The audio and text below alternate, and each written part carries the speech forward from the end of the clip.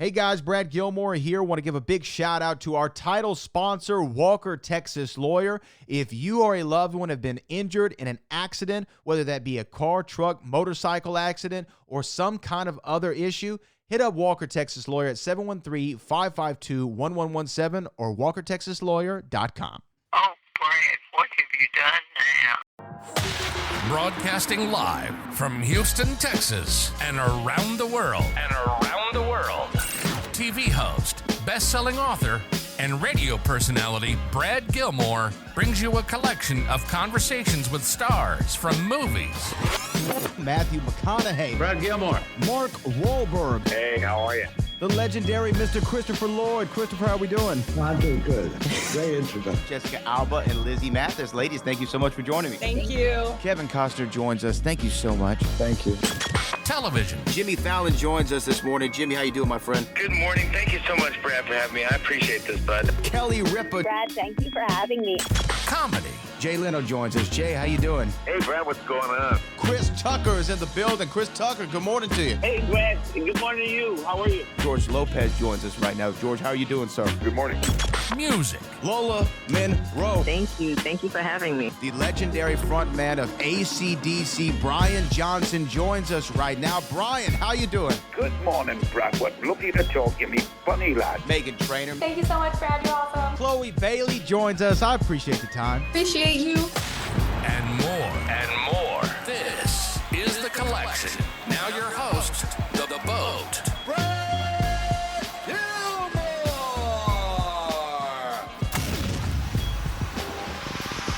Omari, What's up, man. Brad? How's it How going, you brother? doing, man? I'm You doing. got it, man. You look good. I like all that. Look, man, if I could get it like you, I would have it like you. You know, if I get it like you, this would be gone. I disconnected it because my shit is always connected. So I disconnected it just to change it up. You look good, brother. I appreciate you, man. I'm just trying to get like you. Congratulations on the film, man. I had a good time with it. I appreciate that. Love that you liked it. You know, like the thing is, like, so I'm not well versed in Star Trek lore or anything like that. But what I love about these movies is they take you into a whole different world where your mind thinks about things differently. But I wanted to ask you, did you have like prior, like as from a kid level, Star Trek love? Excuse me, I almost made the Pharrell reference there for Star Trek. But did you have some? That works. That works. But did you have like Star Trek love from back in the day?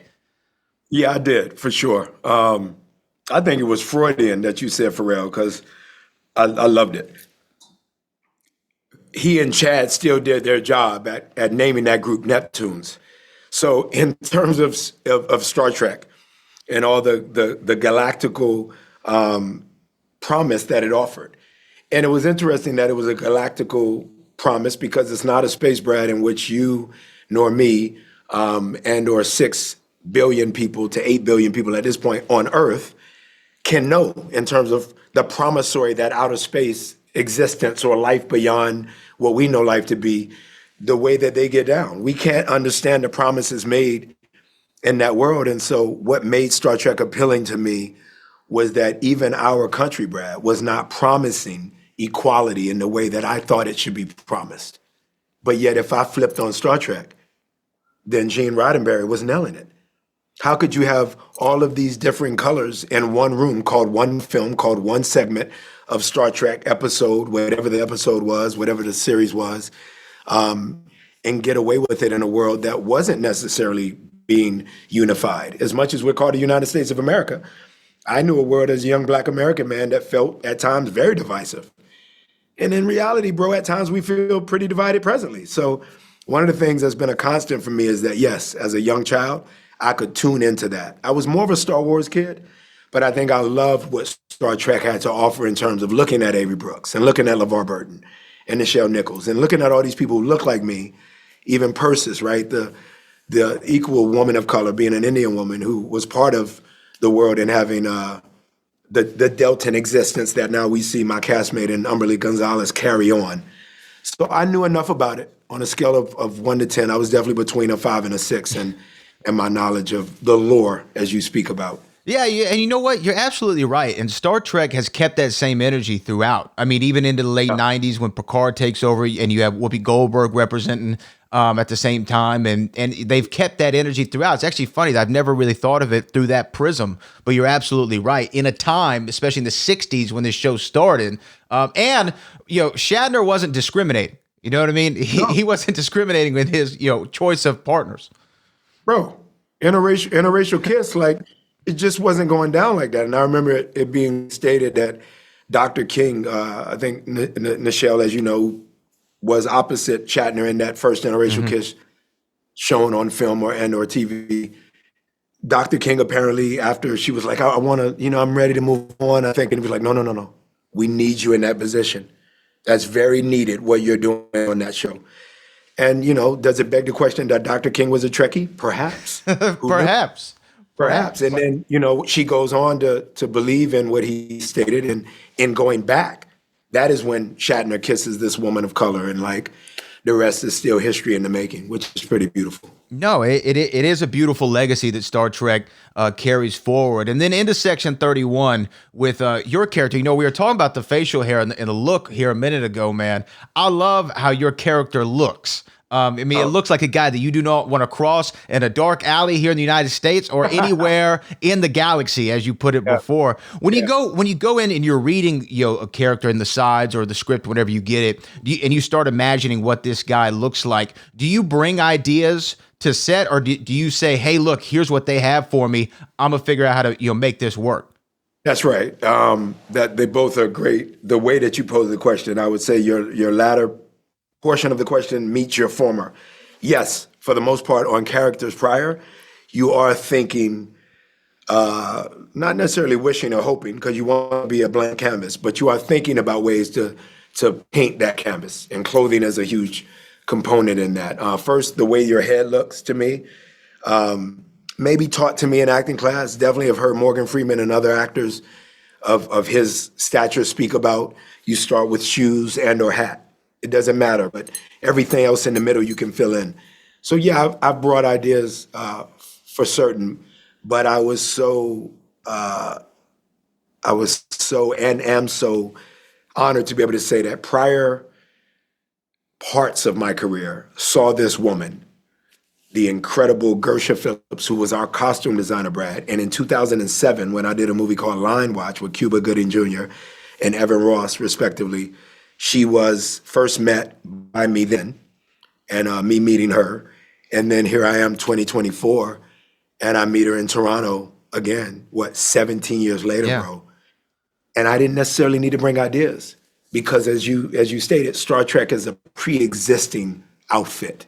It is, figuratively speaking, a beautiful outfit that when you literally are being outfitted, she just nailed it with everybody's character. She and her team already had thoughts, because Olatunde gave thoughts, Alex Kurtzman gave thoughts, and the rest of the producers were able to weigh in. And man, once she put on a Locke's black coat, the coat that with the lift, that's heavy, but yet I still fight in it.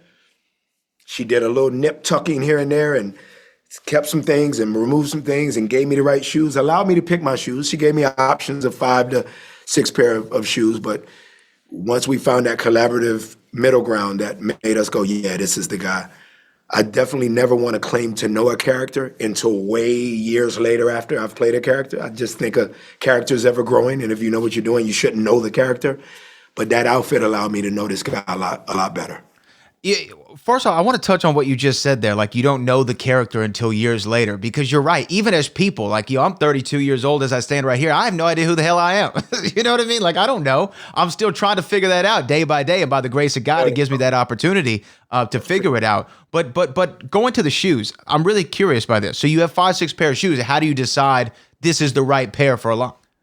Right. So me being a former athlete, as you know, right, we're talking on this is ESPN platform.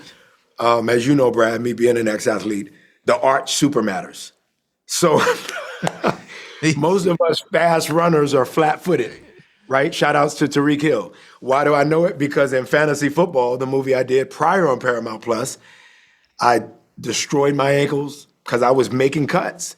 And of course, Marseille Martin's character is playing me as a PlayStation entity. So I'm last minute making cuts. It's not like, and that was back at 3 or 4 years ago. And so I got injured and going to some of these doctor appointments that I had to go to about the hurt ankles and the torn knee, which all have been repaired now. They said, all you fast runners, flat feet. So sometimes, bro, even prior to those injuries, I definitely looked immediately inside the shoe to make sure an arch is there enough. Some support, because you're in them all day. You know, I didn't really have enough time to take off the shoes and put on slippers in between takes. So it was a little bit of that. What's rubber enough at the bottom? What has an arch, but what's still fly enough if I pulled up the pant leg that I'd be able to get some play? Yeah. Trying to get the phone number of somebody off of my shoes, what allows that to happen equally? So Yeah. it's like a mix for me, bro. I feel that. And you know, being an athlete and being in organized sports, even individual sports, one of the things you have to really learn to do is especially in team sports, is take direction from your coach, follow what coach wants. But also, what I find about team sports that's so unique is that, you know, everybody has their role. You talk about football. Everybody's got their position they play. In a great football team, they think singularly, but they act collectively. And I think that that's what is, when you can find that in a set, on a set, for a film or a television show, that's really when everybody's rowing at the same pace. Is that a skill that you found in athletics that adapts to entertainment?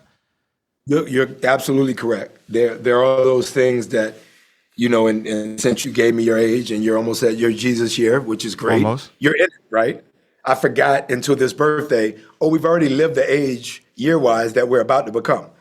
So you're 32, but you've already lived 33 ticks. So there's enough of your understanding at your age. There's enough of an understanding that there is no occupation or respective industry that won't come with its ills, that when asked by your family members, are the industry folks who are superiors of yours providing what you want. There's enough of an understanding where you're able to go, probably not all the things I want, but they're giving me what I need. I'll continue to work at getting what I want, right? Need is first. And one of the great things that sport taught me was that I do actually speak the shorthand of the film industry. Absolutely, the film industry hasn't always given me, Brad, what I want when I wanted it, but it's given me what I needed. And I think it provided that because I gave it what it needed. It needed a leading man from Omari. I understood how to go, I'm doing my position. I'm cool over here in my position. But equally, as soon as you say, and blue 24, boo, boo, boo, whether I'm on the offensive side and or the defensive side, it is a collective effort of not only 11, but at times 22. If it's you practicing against your own teammates, it's 22 all in unison to make it happen. And with the film set, bro, it's 92. It's 92 people. So I spoke its language. There was a cliff notes of sorts when I came in this industry that I didn't necessarily account for until I made it to sets. And now it is providing a bit more of what I want. I gave it what it needed. It's given me what I needed. And now I'm able to negotiate some things I want. And that's just one of the more humbling things I could ever be able to say. It's a great question, bro. Oh, no, I appreciate the insight. That was amazing insight. Now, also, you know, from athletics, you know, you learn to appreciate greatness when you see it.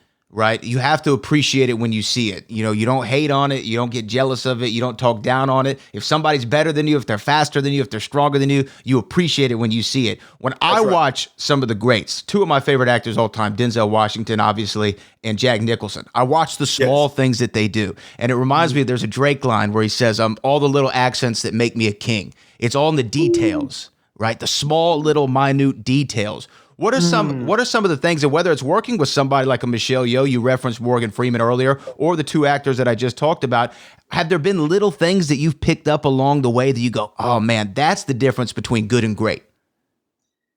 Yeah, there's been moments where for me, I started with my career hearing a recurring theme. Michael Beach, who you know as an actor, and Eric LaSalle, who you know from ER, obviously, and obviously various other things, both of them. They auditioned me way back, Brad, I was in Meisner first, Jeff Goldblum, Meisner. I was in New York, then it was LA, Playhouse West, then it was different acting mediums that I studied, Stanislavski to everything. when I sat down between Eric LaSalle and Michael Beach for an audition for a workshop that they were going to be heading and teaching, I did a monologue for a play. I finished the monologue. I was asked to come up, sit next to them, between them.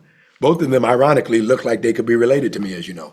They looked at me, and they both said differently, but they both stated, the guy who walked in was way more interesting than the guy that started reading the monologue.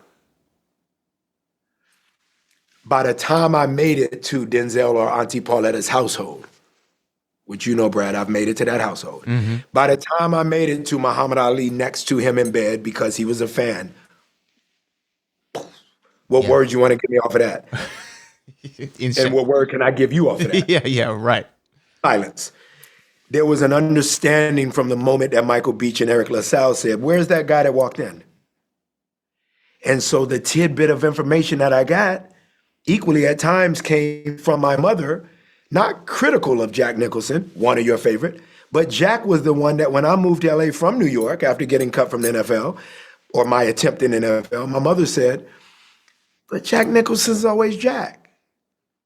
I said, Ma, I beg to totally differ, or I totally beg to differ, wherever you want to put the adverb totally. No, he is differing in each character because each character is different. But what he is providing is he's always bringing Jack to every role, which is what makes him a genius. Denzel is always bringing Denzel to every role, which is making him equally, I say making, right? Because he's present participle still balling from all over the court and on the field. He's a genius. And so I learned very early, Brad, that I was blessed with that gift, that whatever I walked in having, I kind of already had it. So don't try to overdo it. Don't go too right. Don't go too left. Be that guy. Figure out whatever process you best want to serve a character when you play the character. And after learning that process, perhaps stick to it. But in terms of going to try to be something that you're not, that's not the move. And so that was the greatest information. When Eric LaSalle and Michael Beach said, okay, first of all, that dude that walked in, I'm like, really? Think about that, Brad. You show up for a job interview and the person has already hired you based on you walking in before you speak. That's a moment where I had to go, okay, God, you have definitely brought me to something that is a call. Because I definitely tried to go home and give up on acting at a point. So Brad, it had to be a call. And I think Denzel and Pauletta let it be known very early, and that was the reason that God presented me to them and them to me. I think he was a great example to go, I see you, young lad. In a very similar way to Michael Jordan looking at Kobe and go, I see you.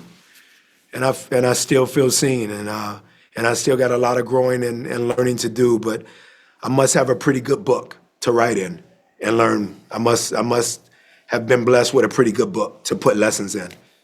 And that's the greatest thing. The greatest thing is this industry is allowing you to always bring what you have. I don't need to be the next actor, left and or right of me.